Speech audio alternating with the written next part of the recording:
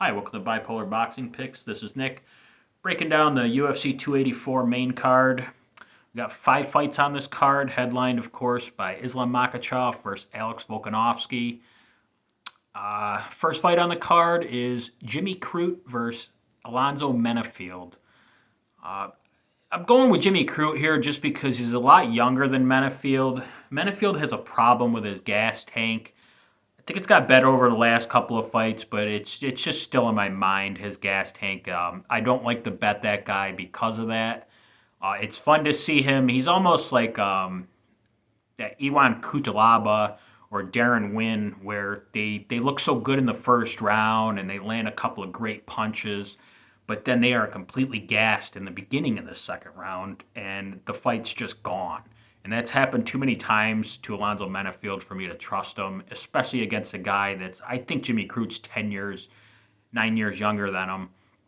And Jimmy Crute's boxing is very good, in my opinion. So I just think his boxing is a lot cleaner than Menafield's. Menafield's a big, strong dude, but I don't think any of that's going to help him. It's even going to slow him down because those big, bulky guys. Jimmy Crute's a very, I think when he throws his punches, he throws them very straight, which is kind of odd for MMA, but he throws straight punches, which is what you got to do against a guy like Menafield because Menafield's, he just likes to throw wide punches. So Crute's going to be landing early and often, I believe, and he could get him out. He could get him out later, but I'll just be safe and say Jimmy Crute just wins a decision and probably wins all 3 rounds. Next fight up, we got I don't know what this fight is doing on the main event, but Justin Tafa versus Parker Porter.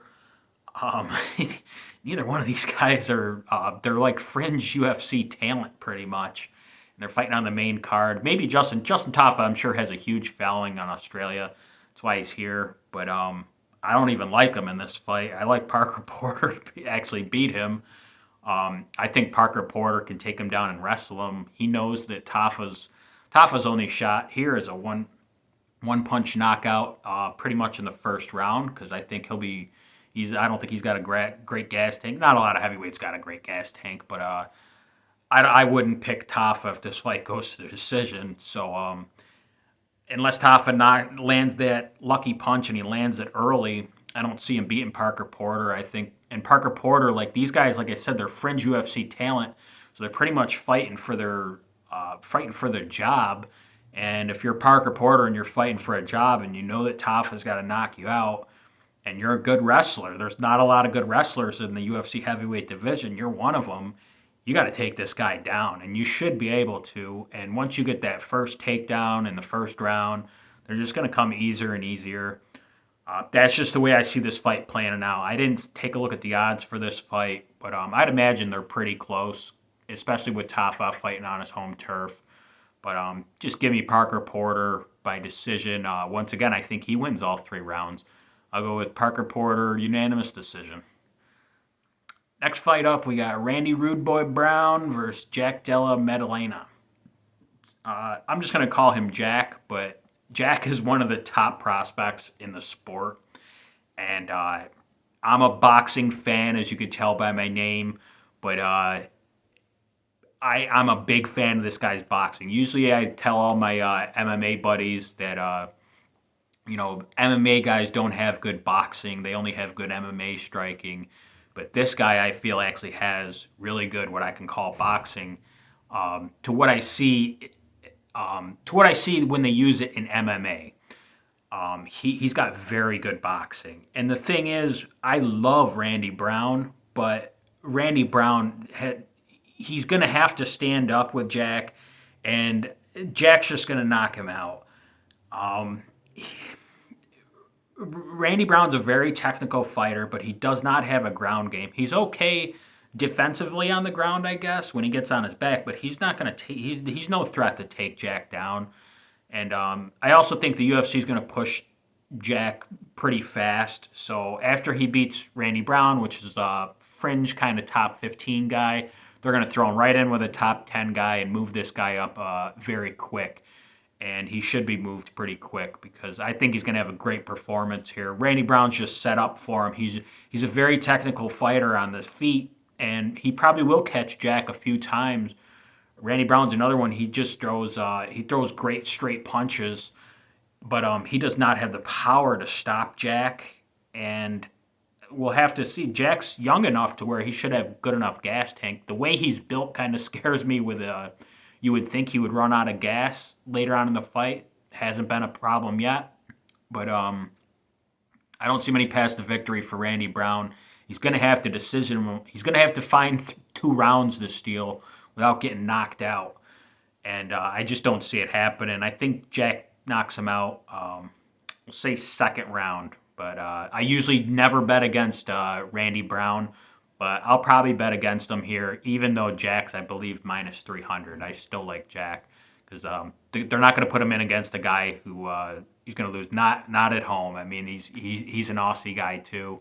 And like I said, he's just one of the biggest prospects in the sport. So they're not going to put him in against a guy who he's going to lose to. So Jack by second round knockout. Next fight, we got Yair Rodriguez versus Josh Emmett. Cool little fight. I don't think it should be for a title. In my opinion, I think Arnold Allen should be fighting for that title. And I think Arnold Allen's better than both of these fighters. But we'll see how he does against Max Holloway coming up.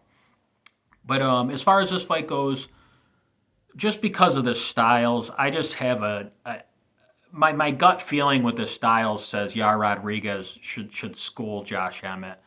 Josh Emmett's a very strong guy. He's got wrestling, but I don't think he'll use it. He's gonna sit up there and try to land his one punch overhand knockout. And I don't think it's a smart thing to do against Yair Rodriguez. I don't think he's going to catch Yair Rodriguez with it. Yair Rodriguez is just a real technical guy. And those guys that sit there and just try to land the one-punch knockouts, it's not good against a style like Yair Rodriguez. He'll dominate the whole fight. Josh Emmett might be able to steal around somewhere in there, but I just don't see how it happens because if Emmett lands, he's going to land his home run punch, I believe. But other than that, he's just going to be out-volumed the whole fight by Yair Rodriguez. I would say if Emmett has a chance to steal around, it's going to be taking him to the ground. If he gets Yair Rodriguez to the ground, I believe he'll be able to hold him there. Yair Rodriguez not have a great ground game. But it's not going to get there. This is a 5-round fight, so he's not going to be able to take him down 3 times, I don't think. He would have to take him down 3 times to win 3 rounds, I believe. I don't think he can win any round standing up. This fight doesn't touch the mat. I think Yair Rodriguez wins 5 rounds to none, or he stops him in like the 3rd round or so. But and Emmett's also, he's 36 years old, I believe, so he's getting up there in age at those younger weight classes. I don't like that. So we'll go with Yair Rodriguez by decision, and I think it'll be a wipeout. I think it's going to be a 50-45 decision for Yair Rodriguez, setting up Yair Rodriguez versus Arnold Allen after he beats Max Holloway. And we got the main event, Islam Makhachev versus Alex Volkanovaki. Probably the 2 best pound-for-pound guys in the sport fighting. I don't see how you don't take Islam Makhachev here. His grappling is just, I don't see a way that Volkanovski stops him. Volkanovski's got great takedown defense in the featherweight division, but he's fought like 2 wrestlers in his whole career in UFC, and it's been who did he fight? And it's been like 5 years ago or so because he's been fighting. He fought Aldo. He fought Max Holloway all those times. All these stand-up fighters, and then Ortega in there too, who's got a good ground game, but doesn't have a wrestling game at all. None of these guys are wrestling threats that he's fought in the last 5 years. He hasn't fought a wrestler since, I think, Chad Mendes is the last wrestler that he fought. And Darren Elkins is the only other real wrestler that he's fought in his whole career. So, yeah, he's got to stop takedowns against them. But, geez, you're telling me, I mean, Chad Mendes versus Islam Makhachev now. Makhachev's in his prime right now. It's nothing against you, Volkanovski, but I just think Makhachev's going to maul him on the ground.